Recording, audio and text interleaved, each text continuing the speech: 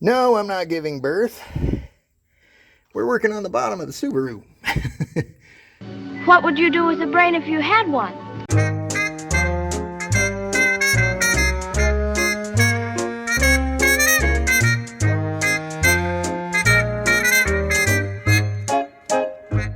Welcome back to the garage. I don't know why my camera zooms in whenever I go from photo to video, but it does. So let me see if I can back up enough to get it back in frame. There it is.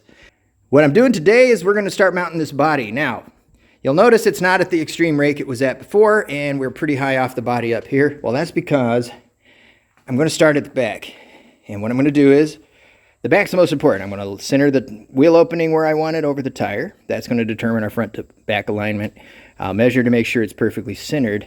And then what I really am concerned with is, if you remember before with the extreme rake, I don't know if I showed you or not, but when I was sitting next to this thing talking, this opening for the frame, which is actually just a little bit off right there, was sitting way up here, and this was just hanging out in Never Never Land, completely exposed to the elements and everything. And now I've gotten that upper shackle kind of behind the bodywork, and it's sitting about where it needs to be. This is actually going to open up about 1/8 of an inch because I still got to get the angle right. But what we're doing is I'm mounting the bed floor level to the frame rails in the back. And then in order to get the front nose down, I have a plan.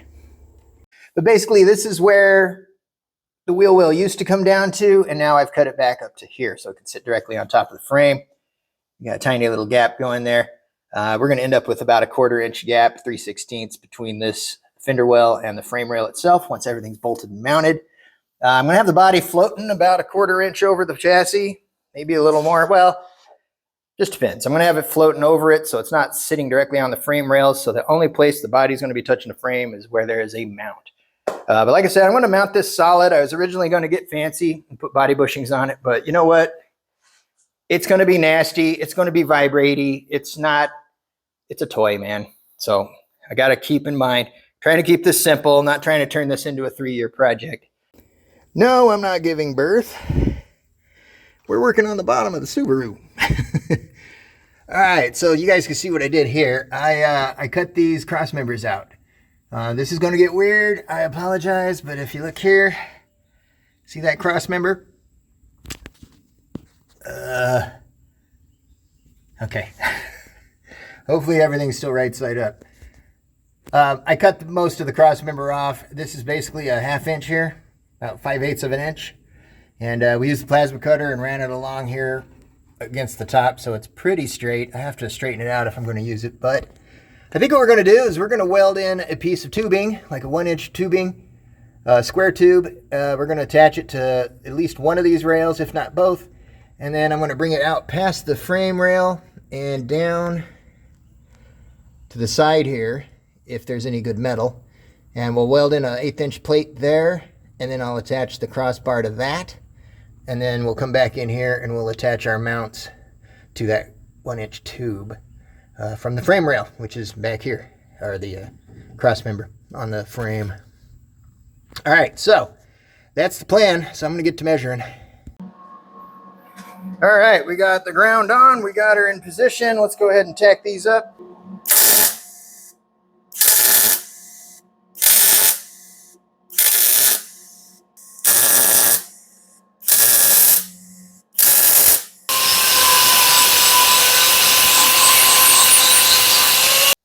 Ooh, it closed up a lot. And you can tell it's not straight this way anymore. So we just got to come in here and do some of this action. If we can get that flattened out a bit. Oh, that's better.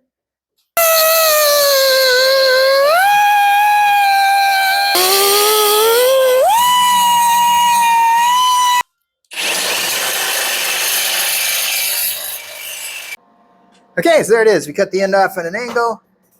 So it's going to look like that. Rounded it up a bit to make it look cleaner. And then this end's already done. Let me show you that. So we got that there. And we welded our nut in. Not beautifully, but good enough to keep it from moving.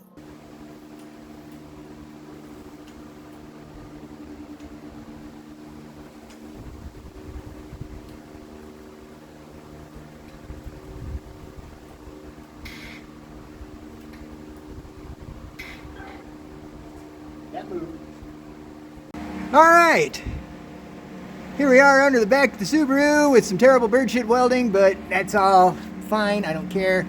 We're going to have to flip this over at some point and clean everything up. So I'll do that later. Right now I just want to get everything mounted up and spot welded in so it stays put. So we've got our 2 braces going up front and attaching to that other cross member. Got our new cross member here with our mounting points. Right there, and it's tied into that old cross member that went across there, so it'll be attached to the floor all the way across basically. And then that's just to stabilize it so it doesn't want to twist because it's only hooked to this one little, like, think of that as a piece of angle iron kind of. So it's good enough for now. That'll get us in here. It'll allow us to figure out where we're putting our mounts. So right now I'm going to work on getting this thing square, level, and where it needs to sit exactly. And then I'll make my frame side brackets and we'll get this thing bolted down.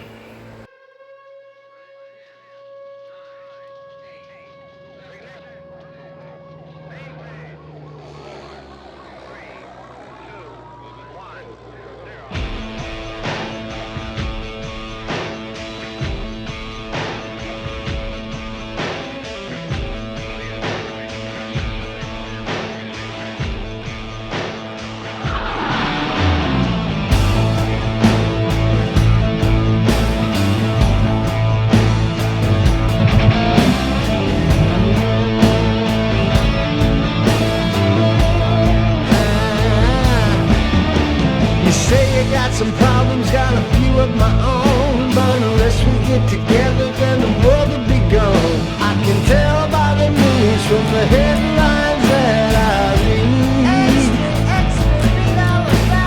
Gangbangers killing family members for fun, but if missiles start flying there'll be nowhere to run. A little bit of peace and a lot of love is all we need. Yeah, I can dig that, man. We got to join those hands, got to join those hands and be free.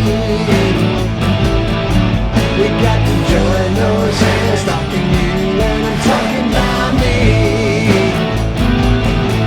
We got to join those hands, got to join those hands and be free. We got to get together, else it's gonna be World War III. World War III. World War III. World War III. Crack smokers, pimps, lawyers, top of the heap. Even nuclear bombs, though the souls ain't cheap. We gotta reach inside for all the answers that we need. Left wing, right wing, nobody's sane. They acting like a scarecrow without any brains. I can tell by the news from the headlines that I read. What would you do with the brain if you had one? I would join those hands, I would join those hands and be free.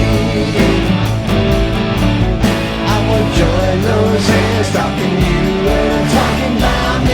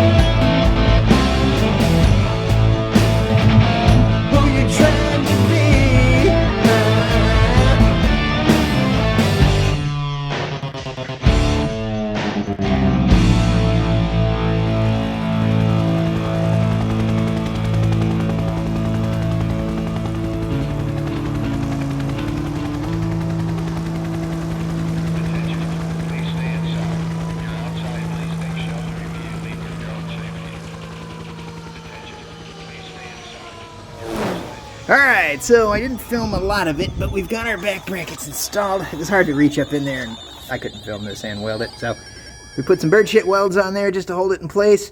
You'll notice I didn't even clean off the rust. This will come off, or I'm going to clean that rust off later when I fully weld this, and I'm going to take the body off to fully weld all these brackets. But for now, they're in, they're bolted up. The back of this thing is secured. There's the bolt. You can kind of see it there. And same thing on the other side. They don't fit tight against the frame. That's because I didn't account for the fact that I spread them apart instead of having them come straight down. I don't know, it's hard to see. But anyway, I'll show you later.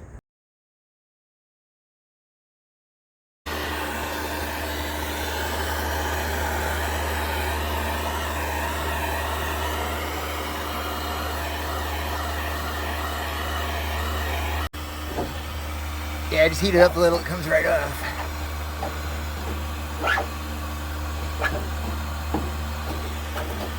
Sorry, it's hard to do this one-handed. Anyway, you get the point. There's one I already did.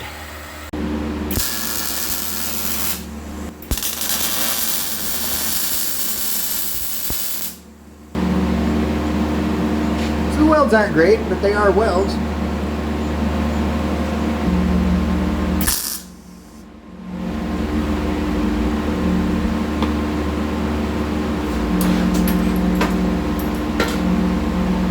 Alright, we're ready for test fit.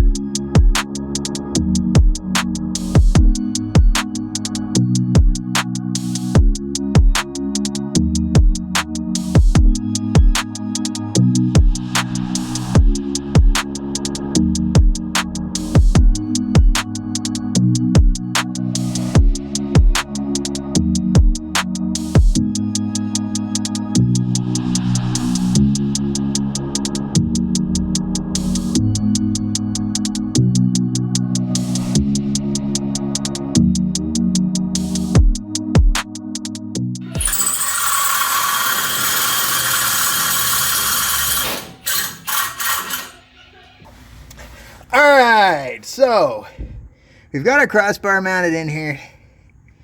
And now what I got to do is I need to locate the position for the nut to go in here so we have something to bolt to.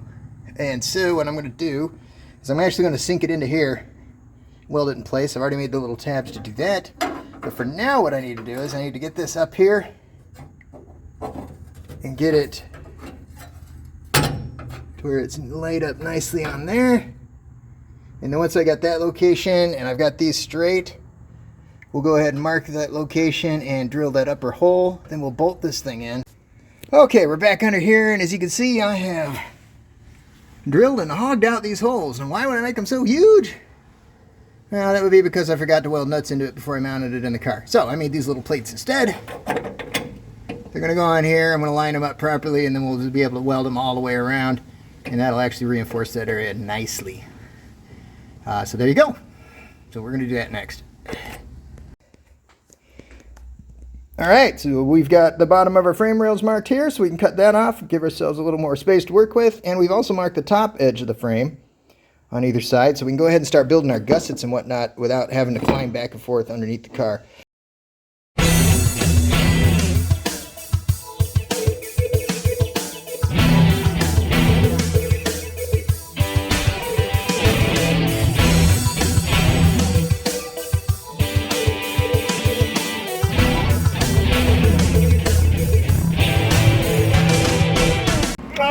So, passenger side is a success. That fits beautifully. It sits up against the frame like it's supposed to on both sides.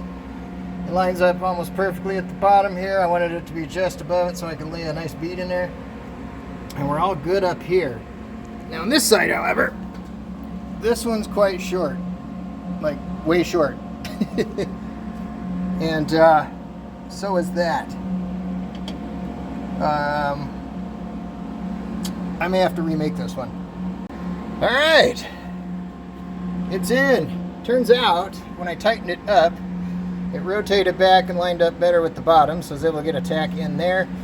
We still got to repair this side. That's still a way too big a gap to try and fill that with weld, so I will knock that side off and replace it later.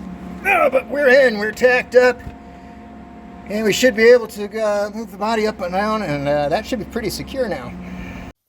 All right, so the Subaru is bolted to the frame in 4 spots. 2 mounts up in the front of the bed, 2 mounts in the back of the bed, and next time we're going to go ahead and get that front nose down where it needs to be, get the stance just right on this thing, and we're going to have to modify the frame to do that. So we'll be doing that in the next video. We've also got some more stuff coming up. We had a manufacturer reach out to us, and Puds, and they sent us a torque meter, a digital torque wrench basically, to try out and review on the channel. We'll be doing that. And you can see I'm also working on a Chevy S10 over here. I don't know if you're going to see much video from that. This is more like we got to make some money to pay for this channel, which is another reason I haven't put a video out in a while.